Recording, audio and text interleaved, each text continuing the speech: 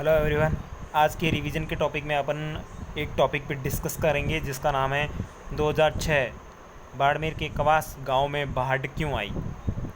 तो देखिए, इसको जानने से पहले अपन थार के मरुस्थल की एक विशेषता के बारे में बात करते हैं। आप लोगों ने थार का मरुस्थल पढ़ा होगा या पश्चिमी राजस्थान में जो मरुस्थल स्थित है उसको पढ़ा होगा। उसकी विशेषताओं में आपने एक मिट्टी की विशेषता देखी होगी। तो अपन मिट्टी की विशेषता में पढ़ते हैं कि थार के मरुस्थल में जो मिट्टी है वो बालू मिट्टी है। कैसी मिट्टी है?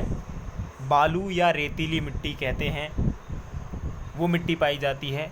इस मिट्टी की विशेषताओं में अपन देखें तो बालू मिट्टी की उत्पादन क्षमता है वो बिल्कुल कम होती है, और दूसरी इसकी जो जल ग्रहण की क्षमता होती है वो भी क्या होती है, बिल्कुल कम होती है या सबसे कम होती है।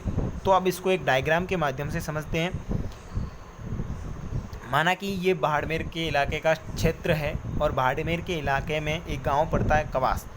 तो यहाँ अपन क्या करते हैं, ये धरातल है, ठीक है, और यहाँ पे ये बालू मिट्टी है।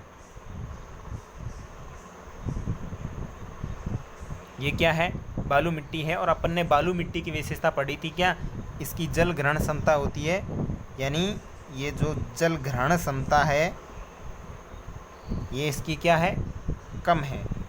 अब इसके पीछे कारण ये माना जाता है कि जल ग्रहण क्षमता है वो कम क्यों है, क्योंकि इसके जो बालू मिट्टी के जो कण हैं वो थोड़े मोटे हैं। इस कारण इस मिट्टी की जो जल ग्रहण क्षमता है वो बिल्कुल कम है। तो ये बाड़मेर के इलाके का क्षेत्र है और यहाँ पे क्या है, ये ऊपर बालू मिट्टी है और यहाँ क्या हो रही है, ये बारिश हो रही है। यहाँ अपन लगा लेते हैं दृश्य, यहाँ क्या हो रही है, बारिश हो रही है। तो बारिश हो रही है तो पानी गिरेगा, ठीक है, पानी गिरेगा और बालू मिट्टी में पड़ेगा।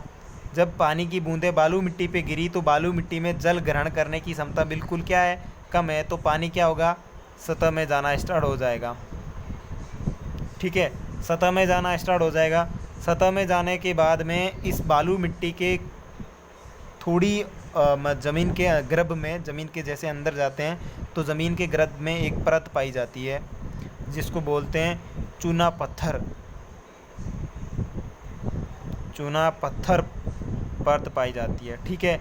तो आपने अब जैसे यहाँ से ये पानी अंदर गया भूगर्भ में और चूना पत्थर के ऊपर गया, तो चूना पत्थर एक बार तो पानी को सोख लेगा, लेकिन कुछ समय पश्चात उस पानी को छोड़ देगा। तो आपने अमूमन जब कंस्ट्रक्शन का काम घर पे चलता है तो आपने देखा होगा, जब चूना पत्थर को पानी में भिगोते हैं तो एक बार तो वो पानी को सोख लेता है, लेकिन कुछ समय बाद उस पानी को क्या कर देता है, वो छोड़ देता है। तो देखिए, उस टाइम 2006 में कवास में क्या हो रहा था, बारिश हो रही थी और बालू मिट्टी से पानी के जो पानी था उन कणों में से निकलते हुए धीरे धीरे नीचे आ रहा था और चूना पत्थर पे इकट्ठा हुआ। लेकिन चूना पत्थर पर ज़्यादा मात्रा में पानी होने के कारण क्या हुआ, चूना पत्थर भी इन पानी को झेल नहीं सका और पानी क्या होगा, धीरे धीरे चूना पत्थर की परत को पार करते हुए नीचे आ गया। और आपको पता है, चूना पत्थर के बाद में इस थार के मरुस्थल में एक और परत पाई जाती है जिसका नाम है जिप्सम। क्या नाम है? जिप्सम। और आपको पता है, जिप्सम एकमात्र ये ऐसी परत थी जो पानी भी उसको भेद नहीं सकता था। तो पानी क्या हो गया, धीरे धीरे यहाँ जमा होना स्टार्ट हो गया, ठीक है। इस परत से पानी नीचे नहीं गया, यहाँ से पानी क्या हुआ, नीचे नहीं गया, और पानी कहाँ जमा होना हो गया, जिप्सम परत के जस्ट ऊपर पानी जमा होना स्टार्ट हो गया। तो अब आप देखिए, धीरे धीरे पानी ऊपर, बारिश हो रही है और पानी क्या हो रहा है, जमा हो रहा है। तो ये देखिए, पानी ऐसे ऐसे जमा होने लग गया और क्या हुआ, पानी की मात्रा धीरे धीरे बढ़ने लगी और पानी ऊपर आने लग गया। और यहाँ पे क्या पड़ता है, बाड़मेर का कवास गांव पड़ता है, और कवास में क्या आ गई, बाढ़ आ गई। तो ये था प्रमुख कारण। तो एक प्रश्न आया था, उसमें ये प्रश्न दिया हुआ था कि 2006 में बाड़मेर के कवास नामक गांव पर या कवास नामक स्थान पर बाढ़ आने का प्रमुख कारण क्या था, और ऑप्शन में दे रखा था अधिक वर्षा,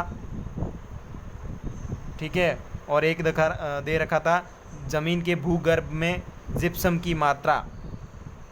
एक दे रखा था ज़मीन के भूगर्भ में जिप्सम की मात्रा, तो वहाँ पे अधिक वर्षा वाला ऑप्शन राइट नहीं होगा, क्योंकि अपन इसी को राइट करते हैं, हालांकि ये राइट नहीं है।